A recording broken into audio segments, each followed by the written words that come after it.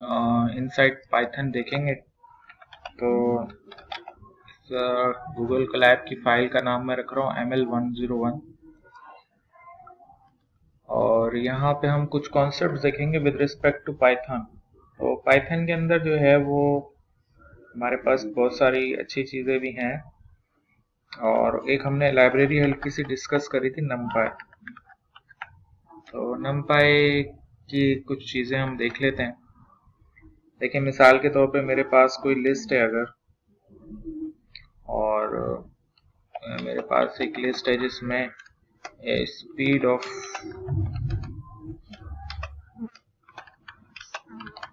Car store कर रखी है मैंने एक लिस्ट के अंदर। मिसाल के तौर पे 120, 130, 86 और 89 और 56 और 98, 67 और 84 और 90 और 200 और 130 तो है, 131 कर लें और 76 कर लें और 54। अब ये कुछ वैल्यूज है मेरे पास, 4 और ये 4 8 और ये 4 13 वैल्यूज हैं, कम कर लें 12। तो हमारे पास एक कॉन्सेप्ट होता है जिसको हम कहते हैं मीन। मीन क्या चीज होती है? अगर आप वैसे इन जनरल सर्च करना चाहें तो आपको पता चल जाएगा कि मीन क्या चीज है। तो हाँ, mean is the average of a set of number. ठीक है, कैलकुलेट कैसे करते हैं हम? It is calculated by summing all the numbers in the set and then dividing by the total number of values in the set। तो अब mean अगर मुझे कैलकुलेट करना है तो एक तरीका तो ये है जो कि जेमिनाई हमें बता रहा है। दूसरा तरीका ये है कि मैं सिंपली यहाँ पे लिखूंगा मीन इक्वल्स टू, और फिर मैं लिखूंगा numpy डॉट मीन और उसमें स्पीड ऑफ कार में भिजवा दूंगा। सही है। फिर आप चाहें तो प्रिंट करवा सकते हैं कि भाई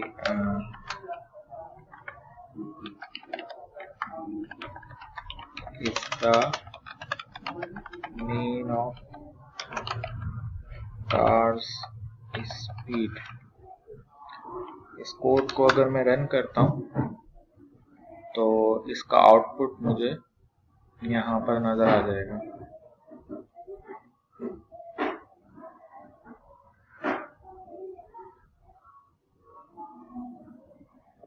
ठीक है, तो इसने इन वैल्यूज का मीन निकाला और वो निकाल के मुझे बता दिया।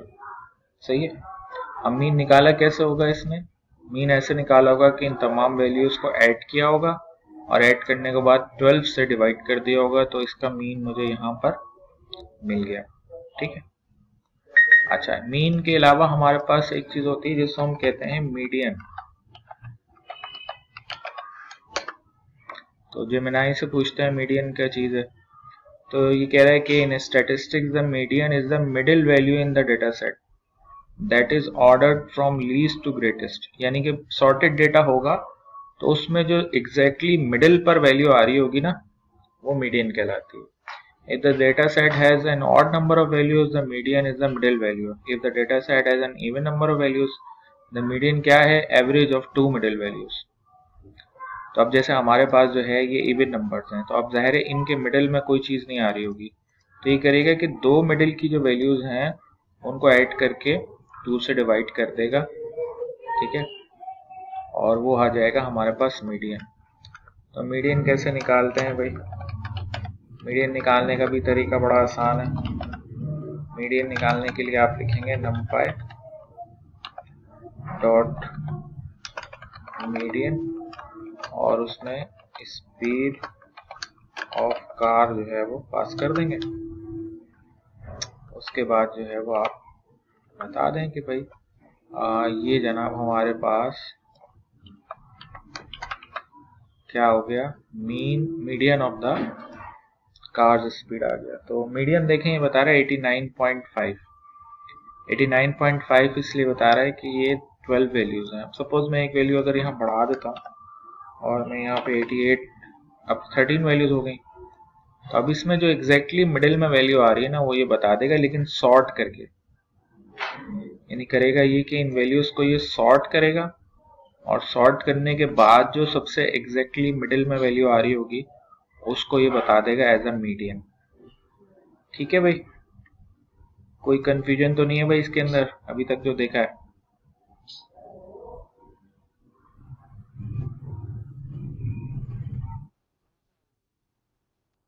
अच्छा, फिर उसके बाद जो है वो एक चीज होती है विच इज कॉल्ड मॉड। अब ये हम यहाँ पे ये भी जेमिनाई से पूछ लेते हैं भाई व्हाट इज मॉड। तो जेमिनाई आपको बताएगा कि भाई मॉड क्या चीज है। कह रहा है in statistic the mode is a value that appears most frequently in a data set. A data set can have one mode, more than one mode or no mode at all. यानी आपके पास जो values हैं उनमें से कोई ऐसी value है जो सबसे ज्यादा रिपीट हो रही है। अगर कोई वैल्यू रिपीट हो रही है तो वो मॉड होती है, अगर नहीं हो रही है तो इसका मतलब है ही नहीं। ठीक है, जैसे अब ये बता भी रहा है in the context of your code to find the mode of speed of car you would need to count the occurrence of each speed and identify the speed with highest frequency. You can use the SciPy library for this. ये हमें code भी बता रहा है कि आप SciPy library इस तरीके से इस्तेमाल कर सकते हैं। तो मसला ये है कि numpy के अंदर मॉड निकालने का फंक्शन नहीं है, तो हमें जो है इसी वजह से हम जो है वो यहाँ पर इस्तेमाल करते हैं जनाब फ्रॉम SciPy import stats, और फिर स्टैट्स के अंदर मॉड का मेथड है, उसमें हम स्पीड ऑफ कार भिजवा देते हैं तो उससे हमें मॉड मिल जाएगा। तो अब देखें ये हमें बता रहा है कि जनाब इसका जो है वो 56 जो है वो मॉड है। 56 क्यों है? क्योंकि 56 क्यों बता रहा है भैया?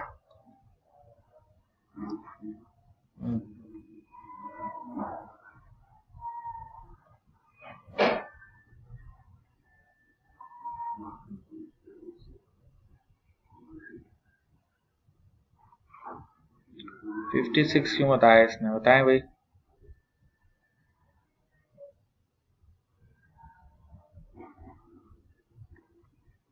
तो ऐसी कोई भी वैल्यू नहीं है जो बार बार रिपीट हो रही है, लेकिन ये कि 56 जो है वो कंसिडरिंग के हर नंबर के अंदर 56 तो मौजूद है ना, सारी वैल्यूज 56 से बड़ी हैं। समझ में आ रही मेरी बात? तो इस पॉइंट ऑफ व्यू से उसने 56 दे दिया। अलबत्ता ये कि अगर हम कोई वैल्यू रिपीट कर देते, मिसाल के तौर पे मैं यहाँ पे कह देता 86, हाँ नहीं हमेशा नहीं देता। अभी जैसे अगर मैंने वैल्यू बढ़ा दी तो अब देखें कि ये अब 86 बता रहा है। 86 क्यों बता रहा है? क्योंकि अब ये 86 रिपीट हो रहा है।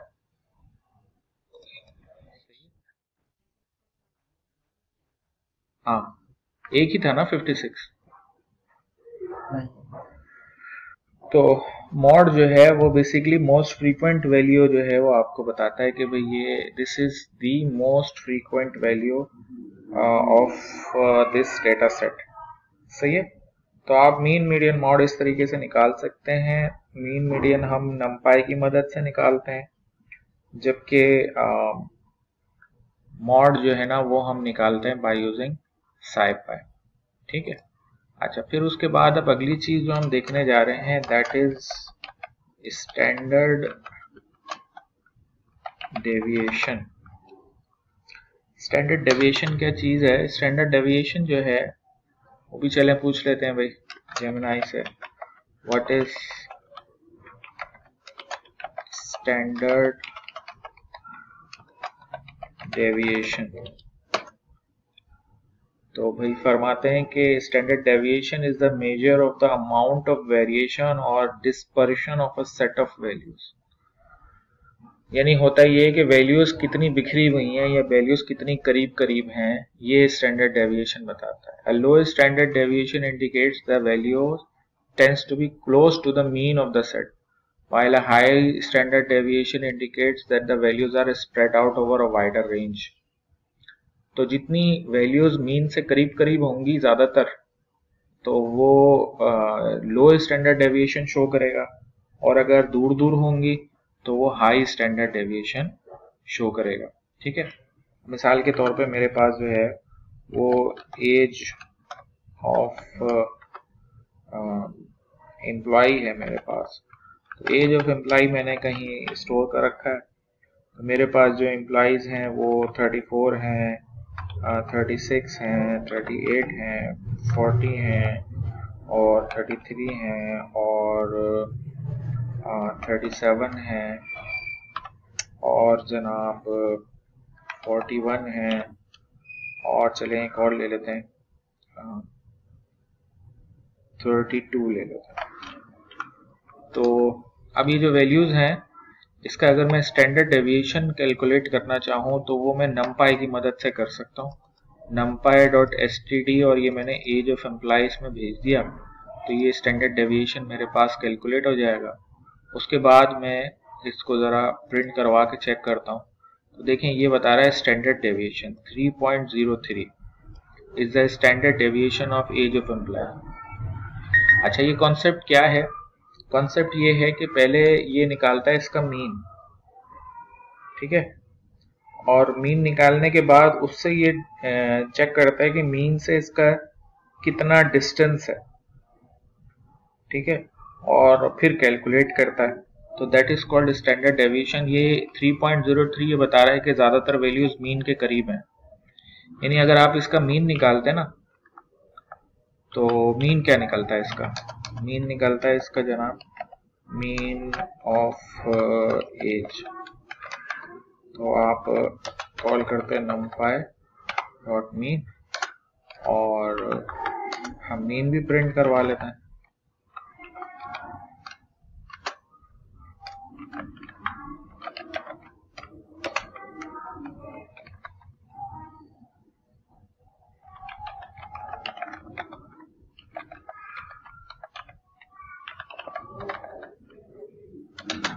तो ये कोड जब मैं रन करूंगा तो देखें ये मीन कितना है।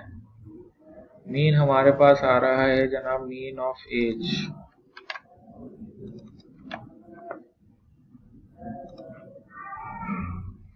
मीन हमारे पास 36 है।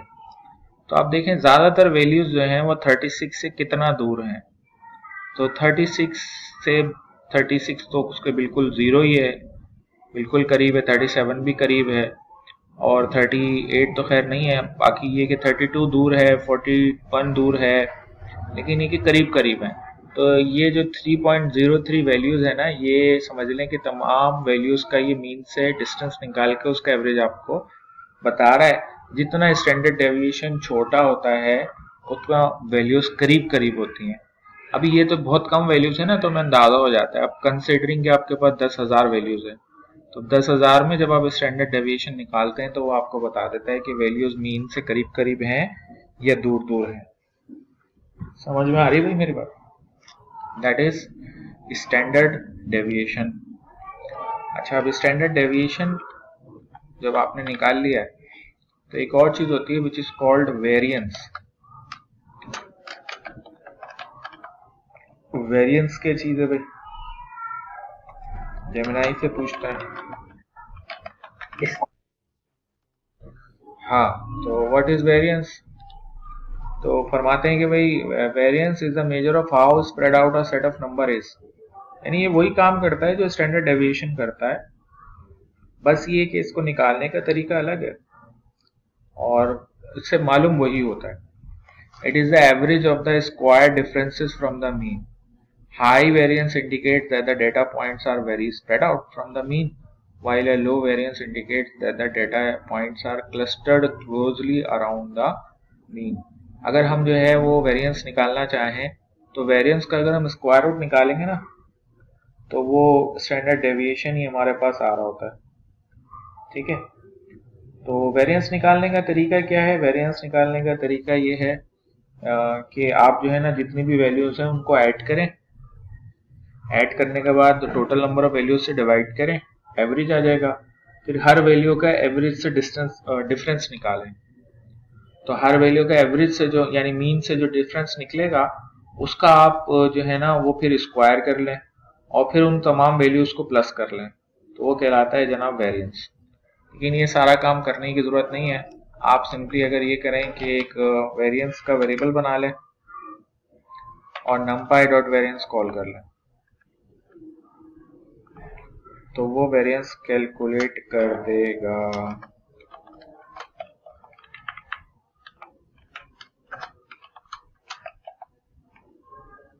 सही है।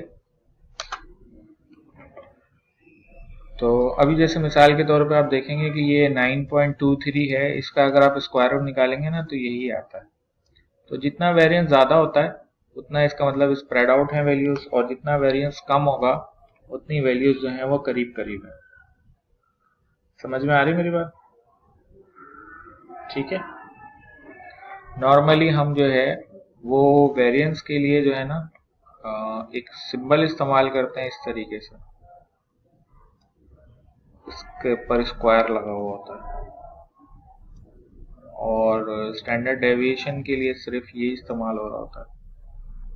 ठीक है जी, समझ में आ गई आपको बात? स्टैंडर्ड डेविएशन और वेरिएंस क्या होता है?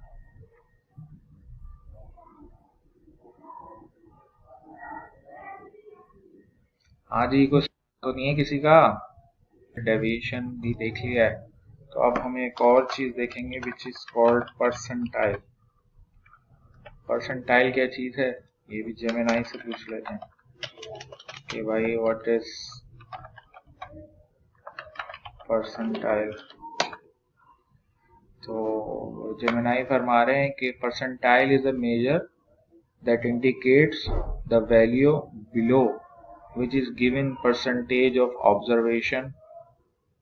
observations in a group of observation falls। यानी मिसाल के तौर पे अगर मैं ये एज वाला ही डेटा इस्तेमाल करता हूँ, ये चलें स्पीड ऑफ कार वाला डेटा हम इस्तेमाल करते हैं अगर, तो उसका मैं परसेंटाइल निकालता हूँ। परसेंटाइल निकालते कैसे?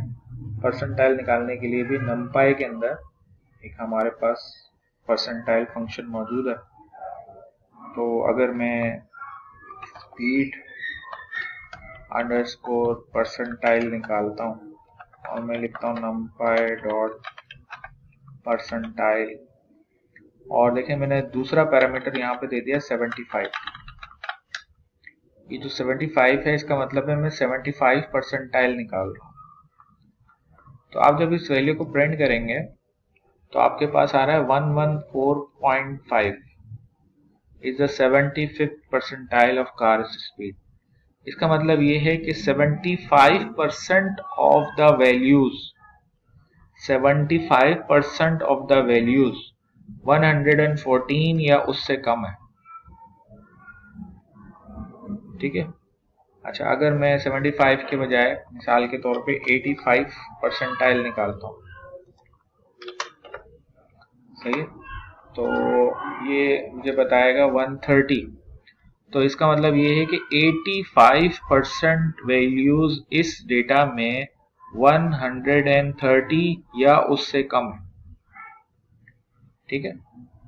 और अगर मैं मिसाल के तौर पे परसेंटाइल निकालता हूँ 25, सही है, तो ये मुझे बताएगा कि भाई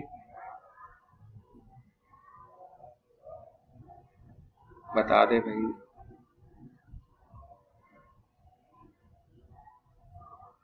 घूमने चला गया है गूगल कोलैब और घूम फिर के आएगा फिर बताएगा। फरमा रहे हैं कि 84.5 is the 25th percentile of the car speed. क्या मतलब है?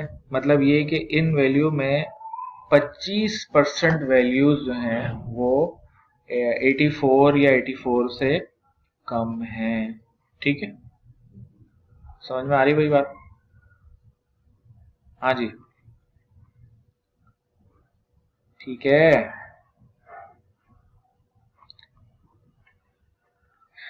क्लियर है जी? कोई सवाल तो नहीं है किसी का?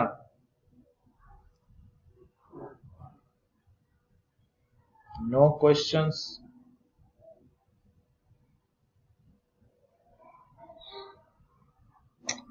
No questions. चलें, अब जो है ना वो जरा हम कुछ और कॉन्सेप्ट देखने की कोशिश करते हैं। मुझे बता दें, किसी का कोई सवाल तो नहीं है, मैं आगे चलूं?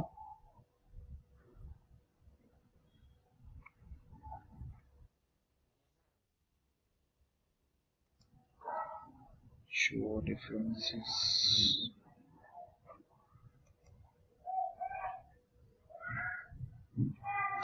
अच्छा, अब हम एक कॉन्सेप्ट मजीद देखने जा रहे हैं और that is called data distribution. अच्छा, डेटा डिस्ट्रीब्यूशन से क्या मुराद है कि हमारे पास जो डेटाबेस है उसके अंदर वैल्यूज जो हैं वो किस तरह डिस्ट्रीब्यूट हुई हैं। ठीक है, नॉर्मली हमारे पास बहुत बड़े बड़े डेटा सेट होते हैं जिसके ऊपर हम डिफरेंट किस्म के एल्गोरिथम्स लगा रहे होते हैं। तो हम ये देखना चाह रहे होते हैं कि वो डेटा सेट में वैल्यूज किस तरह मौजूद हैं। तो अभी तो हमारे पास कोई डेटा सेट नहीं है, तो हम ये कर लेते हैं कि एक रैंडम डेटा सेट जनरेट करवाते हैं। मैं यहाँ पर लिख रहा हूँ डेटा सेट _0 और फिर मैंने लिखा numpy, फिर मैंने लिखा रैंडम। ठीक है, और आगे मैंने लिखा यूनिफॉर्म। ये जो यूनिफॉर्म है ये बेसिकली जो है वो, इसका मतलब मैं यूनिफॉर्म डिस्ट्रीब्यूशन जनरेट करवा रहा हूँ। ये जो यूनिफॉर्म डिस्ट्रीब्यूशन है, ये यूनिफॉर्म डिस्ट्रीब्यूशन के अंदर मैं 0.0 से लेके 5.0 तक की 250 वैल्यूज जनरेट करवा रहा हूँ। ठीक है, अगर आप इस कोड को रन करके देखेंगे ना तो ये 250 रैंडम वैल्यूज हैं जो 0 से 5 के दरमियान जनरेट हुई हैं। ठीक है, और हर दफा जब आप ये कोड रन करेंगे तो हर दफा डिफरेंट वैल्यूज जनरेट होंगे, रैंडम वैल्यूज। लेकिन ये यूनिफॉर्म जनरेट हुई हैं।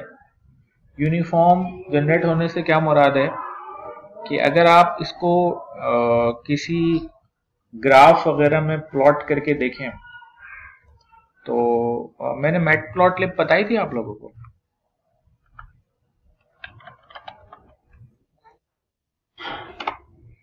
अच्छा, मैटप्लॉटलिब अगर हम नहीं बताई थी तो कोई मसला नहीं है। बहरहाल सपोज ये जो है वो हमारे पास एक यूनिफॉर्म डिस्ट्रीब्यूशन है 0.0 से लेके 5.0 की। तो इसका अगर मैं प्लॉट बना लूँ, सिंपल कुछ नहीं करना है कि इस एक्स वेरिएबल को ए हिस्टोग्राम प्लॉट के अंदर भेजना है, प्लॉट डॉट हिस्टोग्राम प्लॉट, और उसमें हमने जो है वो 10 जो है वो बार्स ले ली और प्लॉट डॉट शो कर दिया, तो उसका ये आपको प्लॉट बना के दिखा देगा। तो ये प्लॉट अगर आप देखें ना तो आपको अंदाजा ये होगा कि इसने जो है ना वो बड़ी हद तक कोशिश की है कि वैल्यूज जो है ना वो इक्वल जनरेट हो। अच्छा, इसको 10 के बजाय अगर आप 5 कर लें तो और ज्यादा करीब वैल्यूज नजर आएंगे आपको। यानी इसने जो वैल्यूज जो जनरेट हुई है ना रैंडमली, वो ऐसा नहीं है कि 5 के करीब की जनरेट कर ली या 4 के करीब की कर ली या 3 के करीब की कर ली या 2 के करीब की कर ली या 1 के करीब की कर ली या 0 के करीब की कर ली। इसने हर नंबर के करीब ज्यादातर वैल्यूज जनरेट कराने की कोशिश की है। अच्छा, जितनी ज्यादा वैल्यूज हम जनरेट करवाएंगे ना, मिसाल के तौर पे अभी तो 250 थी, अगर मैं 2500 वैल्यू जनरेट करवाऊंगा तो ये यूनिफॉर्म होना इसका मजीद हो जाएगा। देखें, अब ऑलमोस्ट करीब वैल्यू जनरेट करी है इसने 0, 1, 2, 3, 4 और 5 के करीब। ठीक है, जितनी ज्यादा वैल्यू होगी ये उतनी ज्यादा यूनिफॉर्म डिस्ट्रीब्यूशन होगी। समझ में आ रही मेरी बात? इसको क्या कहते हैं? इसको कहते हैं यूनिफॉर्म डिस्ट्रीब्यूशन। है तो रैंडम नंबर लेकिन यूनिफॉर्म है। अगर आप इसको जो है वो मजीद समझना चाहें तो आप ये कर सकते हैं कि आप जो है ना वो डिफरेंट रेंज की डिफरेंट डिस्ट्रीब्यूशन जो है वो जनरेट करवाने की कोशिश करें तो बात आपकी समझ में आएगी। लेकिन एक और इसको समझने का तरीका ये है कि आप ये समझें कि दूसरी वाली डिस्ट्रीब्यूशन कौन सी होती है। तो जिस तरह ये हमारे पास यूनिफॉर्म डिस्ट्रीब्यूशन होती है वैसे ही हमारे पास एक और डिस्ट्रीब्यूशन होती है which is called random dot normal distribution. Normal distribution क्या होती है भाई? नॉर्मल डिस्ट्रीब्यूशन जो है ना, वो आप समझ लें कि ये नॉर्मल बिहेवियर शो करती है। अच्छा, इसको जब आप प्लॉट करके इसका आउटपुट चेक करेंगे ना, तो वो कुछ इस किस्म का होता है, इट्स अ बेल कर्व। अच्छा, नॉर्मल डिस्ट्रीब्यूशन क्या होती है? यानी आप इसको इस एग्जांपल से समझें कि अगर मेरे पास एक क्लास में 100 बच्चे हैं, सही है, तो क्लास का रिजल्ट नॉर्मल कब कहलाएगा? क्या मतलब, मैं समझें कि क्लास में कुछ बच्चों को मैंने ए ग्रेड दिए, कुछ लोगों को बी ग्रेड दिया, कुछ लोगों को सी ग्रेड दिया, कुछ लोगों का जो है वो A1 बन गया, कुछ लोगों का फेल हो गए। तो नॉर्मल बिहेवियर क्या होगा आपके ख्याल में? क्या होता है? कितने बच्चे A1 वाले होते हैं, कितने ए वाले होते हैं, कितने बी वाले होते हैं, कितने सी वाले होते हैं, और कितने फेल होते हैं?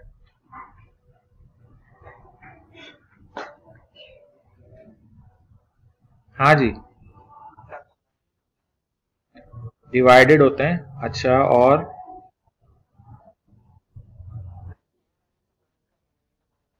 हाँ, अच्छा, अब इस बात को आप समझें, आपको ये फिर नॉर्मल डिस्ट्रीब्यूशन समझ में आएगी। देखिए, नॉर्मल बिहेवियर ये होता है कि 80% स्टूडेंट जो होते हैं ना, उनका बी ग्रेड होता है। बी से मुराद एवरेज, तो 80% लोग एवरेज होते हैं। देखें, एक तो होता है नंबर आए क्या है, वो तो टीचर ने आगे पीछे कर दी, लेकिन इन जनरल 80% लोग या 90% लोग एवरेज होते हैं। अच्छा, बाकी जो बचे ना 10% 20%, उनमें से आधे जो है ना, वो बहुत ज्यादा अबव एवरेज होते हैं, और आधे जो है ना वो बिलो एवरेज होते हैं। तो ये जो बिलो एवरेज और अबव एवरेज है ना, ये दोनों सेम होते हैं क्वांटिटी में। यानी अगर किसी क्लास का मेरे सामने रिजल्ट आएगा और उसमें 5 A1 ग्रेड है, तो मेरे हिसाब से उसमें 5 फेल भी होने चाहिए। सारे A1 आ रहे हैं तो गड़बड़ है, सारे फेल आ रहे हैं तो भी गड़बड़ है। 5 A1 आने चाहिए, 5 फेल होने चाहिए, और बाकी का बी ग्रेड आना चाहिए। जितने ए ग्रेड हैं, उतने ही सी ग्रेड भी होने चाहिए, और बी ग्रेड सबसे ज्यादा होने चाहिए। नॉर्मल बिहेवियर ये होता है, क्योंकि ज्यादातर लोग एवरेज होते हैं। ऐसे नहीं समझ आ रहा तो ऐसे समझ लें कि जिनका A1 आता है वो नॉर्मल नहीं होते, और जिनका जो फेल होते हैं वो भी नॉर्मल नहीं होते। यानी फेल होने वाले और पोजीशन होल्डर दोनों एब नॉर्मल होते हैं। एब नॉर्मल से मुराद एवरेज नहीं होते। मेरी बात समझ में आ रही है?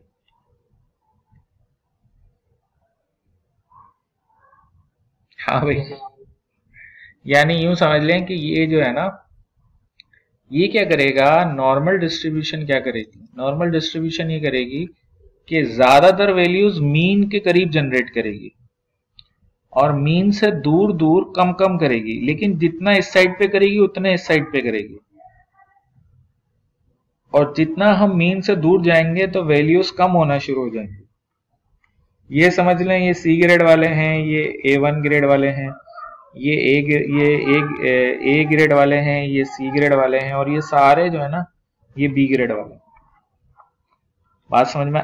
ये नॉर्मल बिहेवियर होता है, इसीलिए इसको हम कह रहे हैं नॉर्मल डिस्ट्रीब्यूशन। सही है। यूनिफॉर्म डिस्ट्रीब्यूशन हो नहीं सकता, दुनिया में सारे लोग बराबर नहीं है, हर किसी का डेटा सेम हो नहीं सकता। जो मैं कह रहा हूं दूसरा भी वही कहे, सबके सब जो हैं वो A1 ग्रेड से पास हो जाए मैट्रिक में, सबके सब जो हैं वो फेल हो जाएं, दैट्स नॉट पॉसिबल। समझ में आ रही है भाई मेरी बात? तो एक होती है यूनिफॉर्म डिस्ट्रीब्यूशन और एक होती है नॉर्मल डिस्ट्रीब्यूशन, ये कहलाती है नॉर्मल डिस्ट्रीब्यूशन। अब ये नॉर्मल डिस्ट्रीब्यूशन है, तकरीबन 1 लाख वैल्यूज यहाँ रेंडमली जनरेट हुई हुई है, फ्रॉम 5 to 1। ठीक है भाई,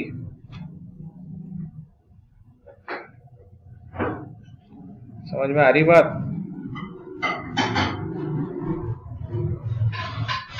हाँ जी।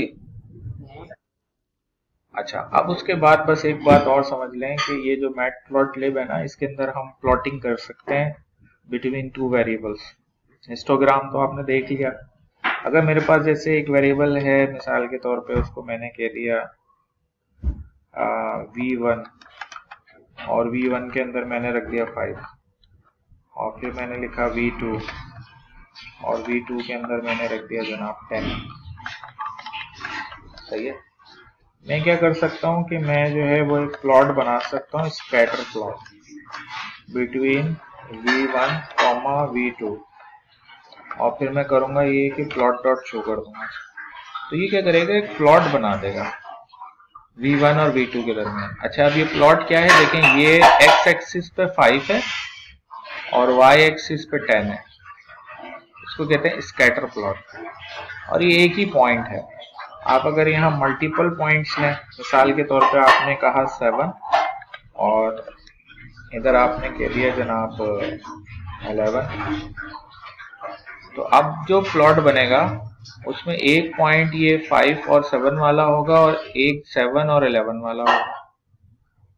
ठीक है। अच्छा, फिर जो है वो आप एक पॉइंट बना दें 8 और इधर आप ले लें जनाब 30। तो ये तीसरा पॉइंट भी अब आएगा यहाँ पर। तो ये पहला पॉइंट 5 और 10 वाला है, दूसरा 7 और 11 वाला है, तीसरा जो है वो 8 और 13 वाला है। ठीक है। अब इसमें जितने पॉइंट्स आप बनाना चाहें बना सकते हैं। मिसाल के तौर पे यहाँ 10 ले रहा हूँ मैं और यहाँ पे मैंने वैल्यू कम ले ली, सपोज मैंने 9 ले ली। तो अब ये 10 और 9 वाला भी आपको यहाँ पर नजर आएगा। देखिए ये 10 और 9 वाला ये है, ये 5 और 10 वाला ये है। भाई बात समझ में आ रही है? ठीक है। तो इसको क्या कहते हैं हम? स्कैटर प्लॉट कहते हैं।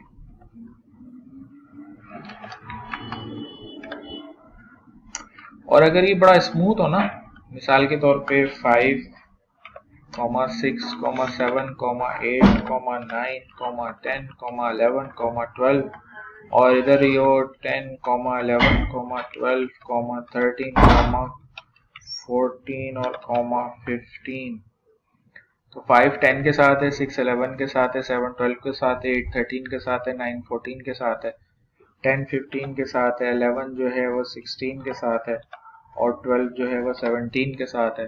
तो आपको जो है वो कुछ इस तरीके से पॉइंट्स नजर आएंगे यहाँ पे। 5 10 के साथ है, 6 11 के साथ है, 7 12 के साथ है, 8 13 के साथ है। ये एक स्ट्रेट लाइन नजर आ रही है आपको। मेरी बात समझ में आ रही है?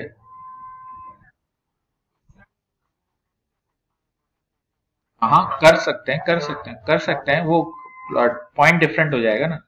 मिसाल के तौर पे आप 12 जो है उसको 17 से एसोसिएट ना करें बल्कि 7 से कर दें, तो क्या होगा? तो 12 7।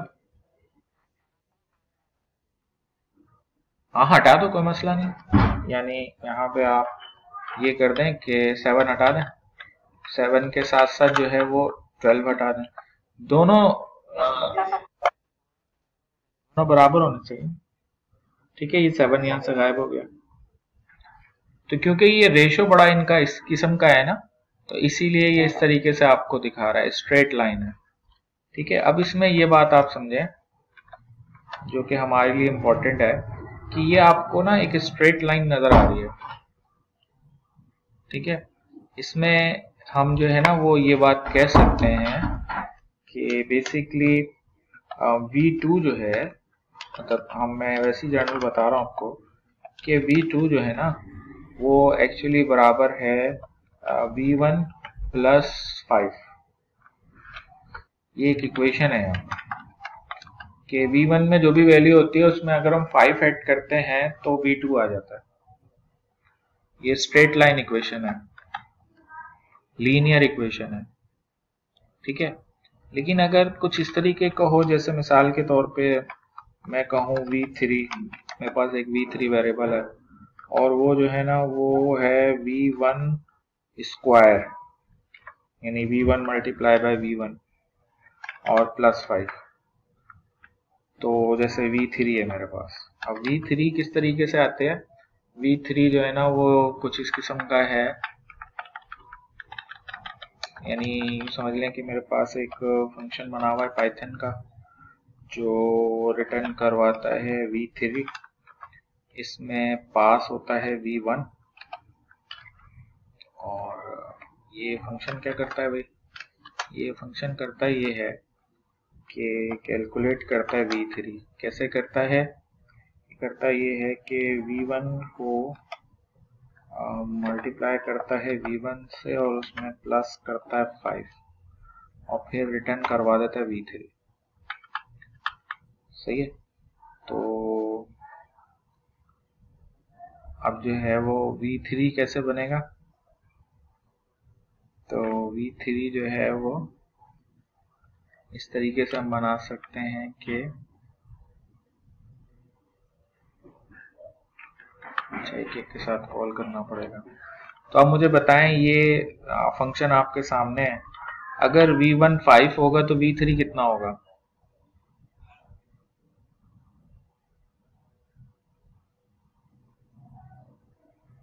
भाई 5 मल्टीप्लाई बाय 5 25 प्लस 5 कितना हो जाएगा 30।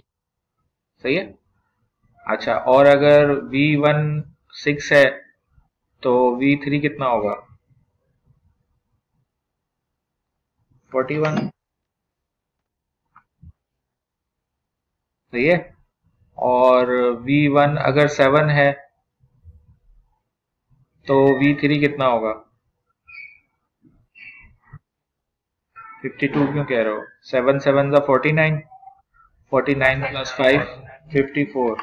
AI पे ज्यादा भरोसा नहीं किया करो भाई। अच्छा, फिर अगर 8 है तो 8 8 64, ये हो गया 69। अरे बात। और 9 पे क्या होगा 81 86। 10 पे क्या होगा 100 105। और 11 पे क्या होगा, हाँ 126। अब सही बता रहा है, समझ लिया।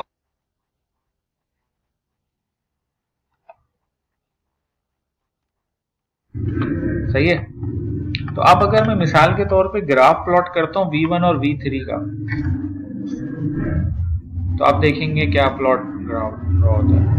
तो आप देखेंगे अब ये थोड़ा सा ना कर्व है, इसके अंदर स्ट्रेट लाइन नहीं है। समझ में आ रही मेरी बात, क्योंकि अब ये क्वाड्रेटिक इक्वेशन है। भाई मेरी बात समझ में आ रही है। चलो अभी इसको इतना ही रखो जितना आज बताया है, फिर बाकी इसके ऊपर जो है वो कल हम डिस्कशन करेंगे। ठीक है, कोई सवाल तो नहीं है भाई किसी का।